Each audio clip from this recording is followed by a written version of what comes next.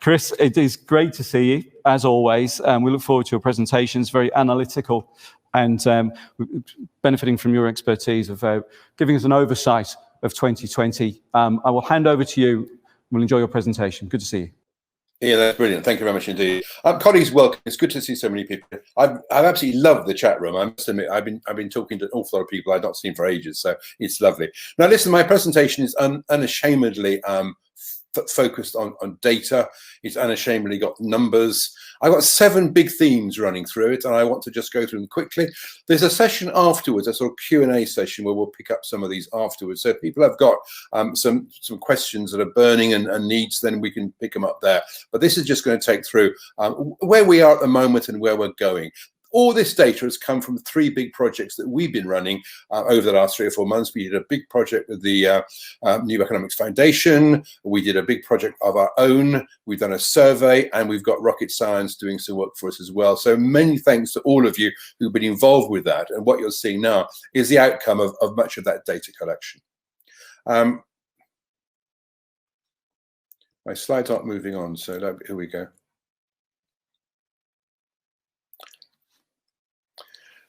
The challenge. The challenge we're facing now, I think, is that we've got a huge bundle of problems that were set up when, I'm just making sure that I'm coming through. Yes, we are. The huge bundle of problems that were there before COVID. You know, we are facing COVID now, worrying about what it's doing to us. But the reality is that a lot of our problems were symptomatic of a decline in many of our high streets. We worry about this, but high streets are endlessly changing. We mustn't get too fussed about this. High streets change endlessly because they always have. Since medieval times, we've had an endless revitalization of high streets. People come, people go. People shopped a lot in the old days. No, they don't. They do online. And high streets respond to that. They're part of a capitalist economy. What I want to look at is what we've been good at, then maybe a little bit about what we have learned from it, and take it from there. What we've been very good at in the lockdown has been 6 or 7 big things. Now, these headlines here that I'm taking you through are the things we wrote to our nationals when they were moaning, as you know, because we had a lot of conversation with nationals, a lot of complaints in the first lockdown that we shouldn't pay their levies, they shouldn't pay their levies, and that we were not possibly providing services. So we all got together, the 3 major organizations, and did a letter to them saying, this is what we've been doing. And this is what we have done. We provided information and advice. We kept our rangers going. We kept your property safe. And I pushed this very hard when I talked to some of my colleagues on the national levy payers groups, that we kept their property safe. They furloughed their staff. They closed down. We were out there on the streets doing stuff for them. And that's a message we got to keep on pushing hard to them. And it's happening again. It's been happening in Wales for the last 2 or 3 weeks, happening in Northern Ireland, Scotland, and North England, that we've been looking after property. As reopening happened, we advised, we helped, we did stuff.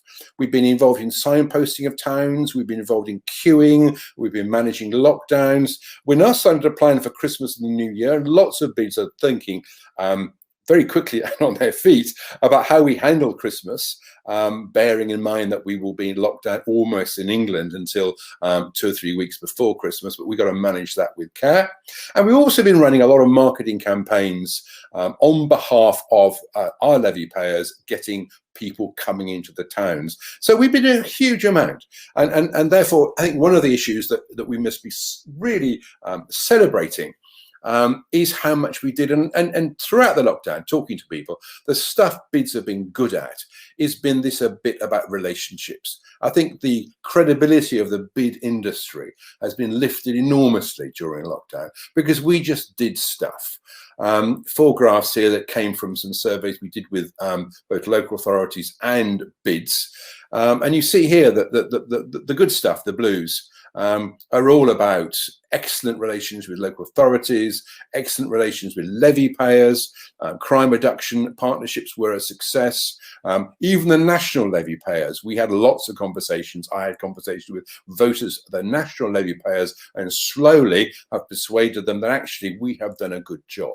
And this is reflected a bit later on when we start looking at the levy payments that have been coming in at various bids across the country. So it's been a good story.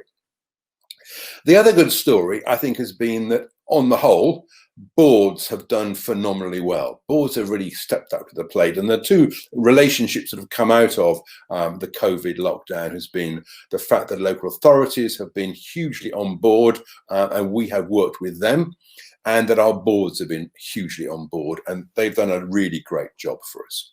So that's the stuff we've been good at. And I will name check Melanie Beck again, because not many people get MBEs for the work they do during a COVID lockdown, and Melanie did, and I know she's been mentioned before, but it's great to see boards and their bids being celebrated nationally because of the stuff we did. I need to look at government, what governments have done.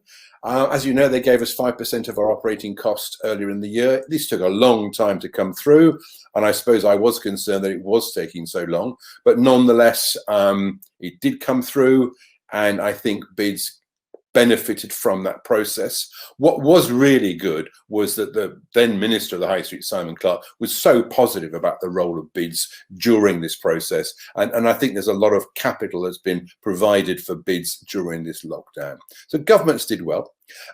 What governments have also been doing, of course, and we're now starting to reap the benefit of that. And for many of us, this is going to be almost the golden key to a future in some of our towns. Is there's a lot of money out there that government is putting into high streets. Round about 3.5 billion. It probably is more now with a bit more EU funding going in.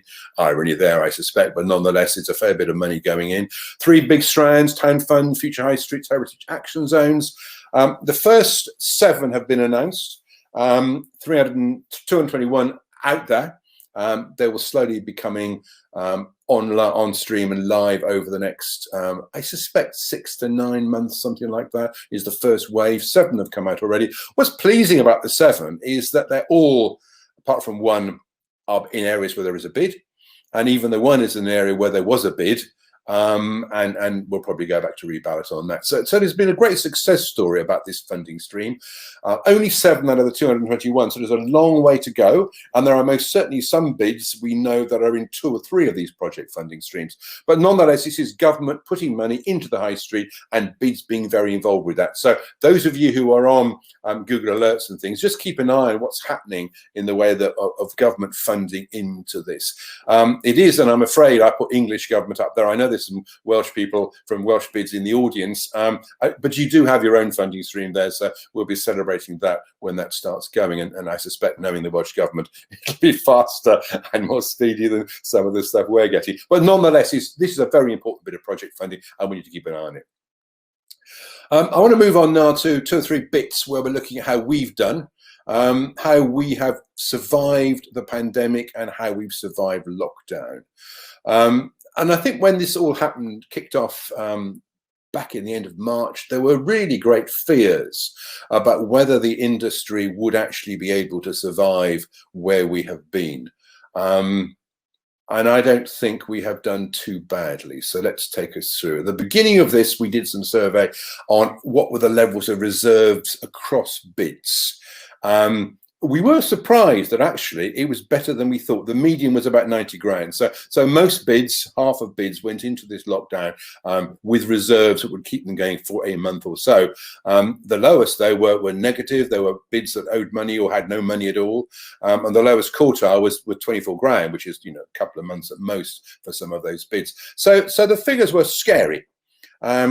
As you remember, we did a survey with ATCM and the Bid Foundation on how people felt they were going, and 68% really were of the view that the whole future of their bid was at threat. This was therefore some systemic thing, and there was a fear. This is what allowed us to get money from central government to fund the operating costs. However, it's been better than we thought.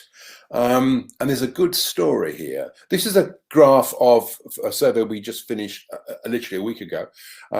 This is the number of bids, percentage of bids who have collected this level of levy. So in England, at the moment, October the 1st, bids had collected 56.2% of their levy on average, with an average total of 55%. So that's a good story. I have to say, anecdotally, there's some far better stories. I've been talking even on the chat room earlier about bids that are getting 80-odd% of their levy income in. One bid I know, their bills went out on the 1st of October, and they got 45% of their levy in the first 4 weeks. Now, this is an amazing story, because this is actually about levy payers recognizing that despite everything, bids have been delivering. And this data for us, I think, is indicative of a fairly big sea change from where we were back in March. Back in March, if you remember, 60-odd% really thought that the whole future of their bid was in doubt. Now we're at the stage that 76% are confident they can survive until the next levy collection date. And that has been a really major shift.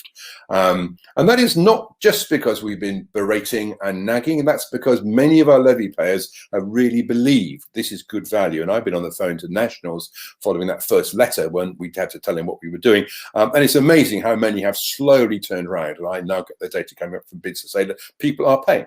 So it's a good story there. Some are still not, and there's more work to be done, but nonetheless, they are. On the other hand, we've cut. We've had to cut a fair bit. And the average cut from most bid budgets is about 158 grand. And most bids have already cut at least a third of their spending. In other words, they've lost a third of their levy income, and they're cutting their service delivery accordingly, which is right and proper. We can't suddenly refocus a bid in a pandemic without cutting things. Many of us have furloughed our staff. Of course, many bids have only got one member of staff. Nearly half of all the bids in the country survive on one member of staff who have been working flat out during the pandemic. But nonetheless, we have cut, and we've cut ruthlessly. And generally, we've cut the stuff we know we can't do, events being the first one. So there's been a fairly big cut. And from that, there's a real sense, and we'll come back to this a bit later on, that actually the pandemic has meant that businesses and bid businesses have planned to change their business plan and their thinking.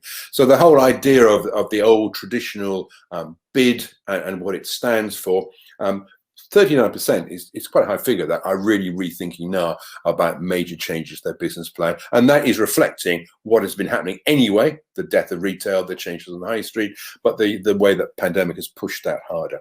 And we'll come back to that later. Ballots. We asked a question from bids about what their confidence in ballot was. And interesting, this is a little curve which suggests that this is a 0 to 100. Most of the bids had a confidence of about 50%. So bids felt they were fairly confident that ballots were going to be okay. And then we've expressed that slightly differently, so that actually around about 75% of bids felt it was going to be all right. So there's a sort of sense of some confidence coming out of ballots. But that, of course, is still hypothetical and future looking. There are a lot of ballots coming up. 53 we've got coming up by March the 31st. Remember the COVID Act of earlier in the year, which allowed us to extend ballots. Wasn't hugely generous. It only allowed a dozen or so bids to push their ballots forward into the end of the effectively financial year. So the end of March is when there's going to be a peaking of ballots now. Our data suggests about 53 ballots are coming up by then, which means that as they've got to be done by the 31st of March, we're looking at a real clumping after Christmas. We've been talking to the ministry about ways we can mitigate this, and I'm not too sure how we're going to do it, but there will be a fair bit of work to be done in that very intense ballot period. Remember, this means that Graham in Boots is going to have 53 business plans hitting his desk all within about 4 weeks of each other. So we've got to think about that as we design our business plans, and Lucy's talking about that in the next session. On the other hand, we've had 5 ballots so far in lockdown. And interestingly, we've done better than we thought we would. So 40% of bids had 40% turnout in only 5 ballots so far. We got 2 coming out tomorrow, by the way, so we've got to keep our eye whether item for those at Camden and Euston are coming out tomorrow. And then we got another load coming, 5 more coming through before Christmas. But thus far, we haven't done too badly. So 40% turnout. an average of 73% by number and 84% by RV. These are reasonable figures. They're as good as we would have got before the lockdown. So these are bids that have gone to ballots during the lockdown and have come up with answers as good as this. So there is most certainly a story out there which says that bids, despite the horrors of the last few months, are still getting voted in. And those of you who are facing ballots in the next 6 months, take some confidence from this. We were interested in our surveys, and we'll come to this in a little bit in a few minutes, at exactly what bids are thinking about. This is a sort of a word map of all the words that came back. Interestingly, local comes up as the biggest there. Local, lobbying, support. This is a sense of a bid community rethinking slightly the way it's going to be working into the future. And I think most of us have realized that local is doing that which we have to do. It's interesting that as we talk to bids, that clearly some are having a dire time. There are most certainly business communities out there that are doing stonkingly well in the lockdown. As people work from home, there's been a complete shift in the economy, and that working from home is allowing some bids to deliver some amazing new services, which they never thought they would be doing, with a lot of support for their businesses from their local residents and from people who are working from home.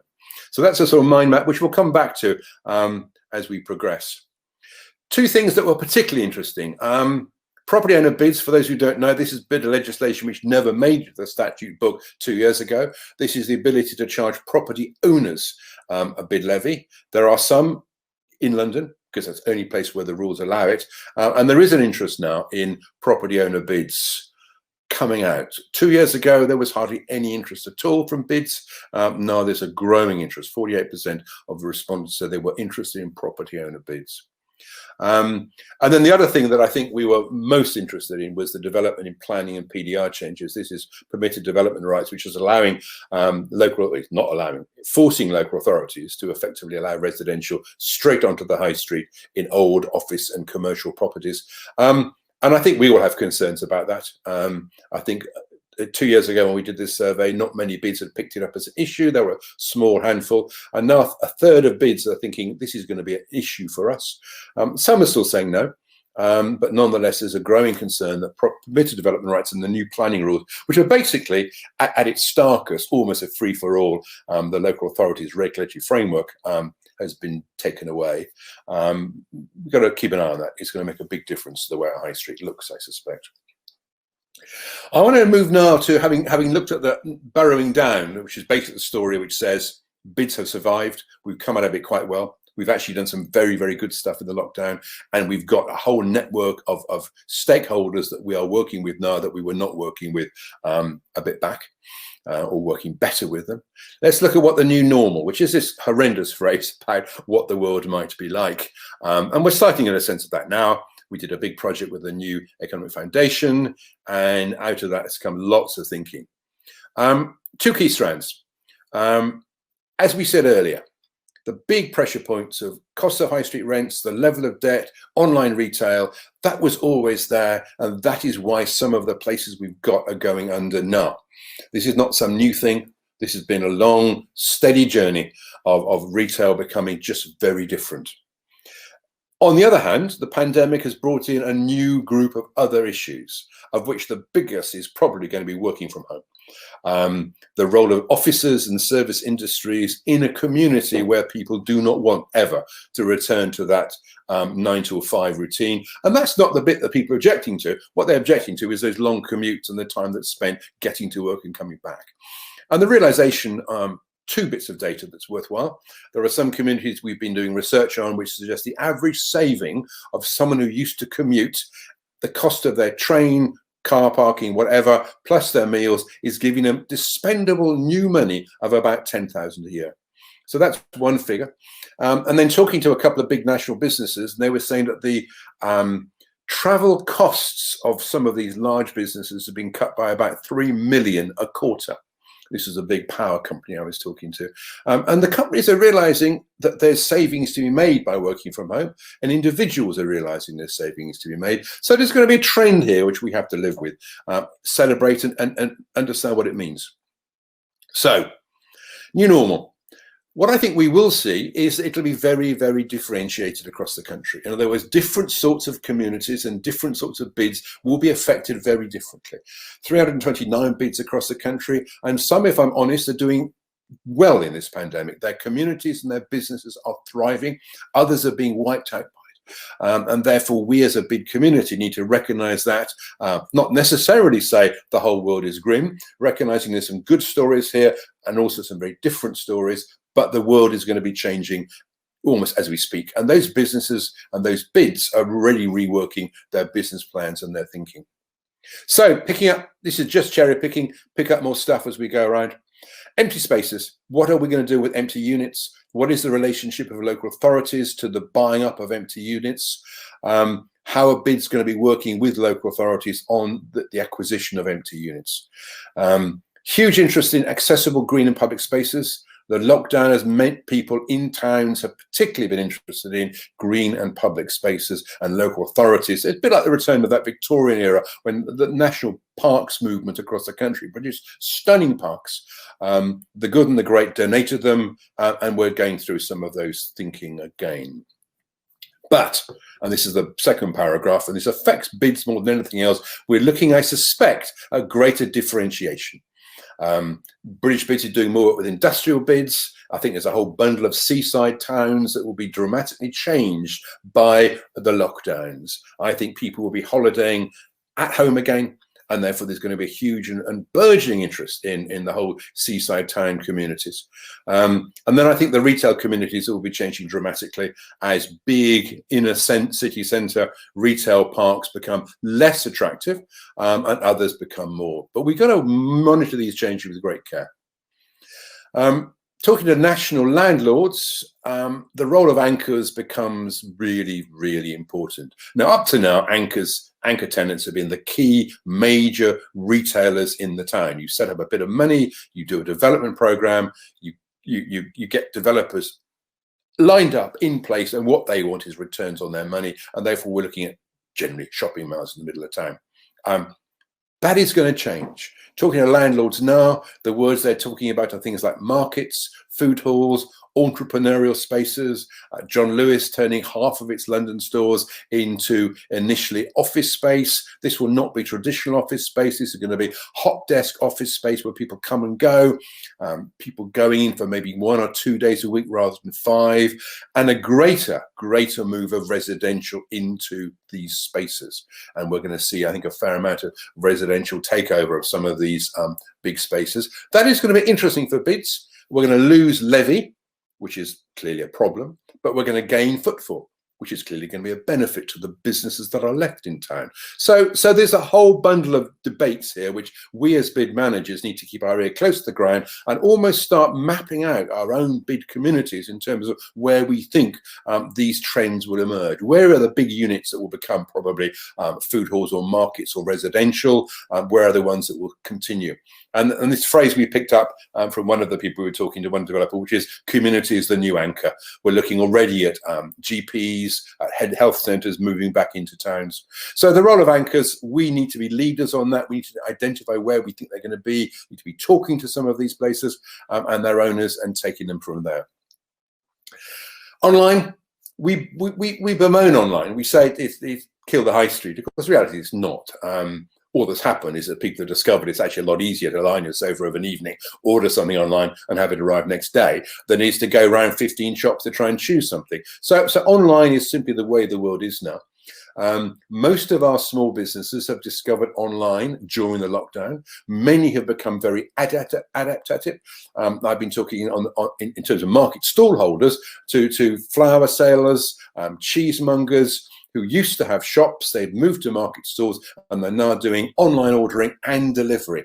We've had a real entrepreneurial spirit to arise during this time. And the figure that I find interesting is that cross-channel shopping is interesting, that once you start doing online, you spend more. You spend more because it's available and it's accessible, and you often then go into the shops that are driving the online delivery, and therefore there's a real sort of growing amount of money being spent in a different fashion. Not enough yet, but it's starting to grow. And then the final point I think I want to pick up, which is where bids come in, is that people want to be safe. They want to be welcomed and they want to be safe. It's interesting, the anger about the new lockdown has predominantly come from people who have worked really hard to make their restaurant or their hairdressers absolutely COVID-free and COVID-proof, and have suddenly been locked down for a whole bundle of reasons that they do not understand. And the data is going to have to be much more carefully organized and structured so we understand what we need to make it feel safe. But those trends, is what's coming out, and I think the figure here, which is that the number of bids looking at changing their business plans, that 39.5% there, is a response to COVID, but more interestingly to those big trends that we've been picking up in their last 5 or 6 slides. The world is changing. Your high street will not be the same, and therefore people are starting to rethink their business plans, rework them and redesign them. And the stuff we're doing with a number of bids across the country at the moment with our British Bids consultancy hat on is actually helping bids work through this process. I'm afraid it's back to new consultations. It isn't assumption that you can do the same thing again and again. So, end slide here, I think. These trends, reduction in retail, increase in residential, increased working from home, hot desking, public sector anchor tenants, means that the traditional retail funded bid model is not quite the way it used to be. There will be different sorts of bids, and I put a few in here. We've got Ruth talking about community bids later on. I'm interested in this idea of boutique bids. We know that spread of different sorts of bids is becoming one of the biggest trends. Interestingly, though, I think this doesn't mean to say there will be a disappearance from the bid model. I think there'll be some bids that go back to a much more traditional janitorial role because that's what their levy payers want. And therefore, we're looking here at increased differentiation. And I think British Bids is very determined that we don't segment bids in any fashion. I mean, we regard bids as bids and make absolutely sure that we look after them all in their different fashions. That's it from me. I'm sorry, a whistle-stop tour. Pick up more later on, but thank you very much indeed for listening with me and bearing with me. Chris, thank you very much indeed.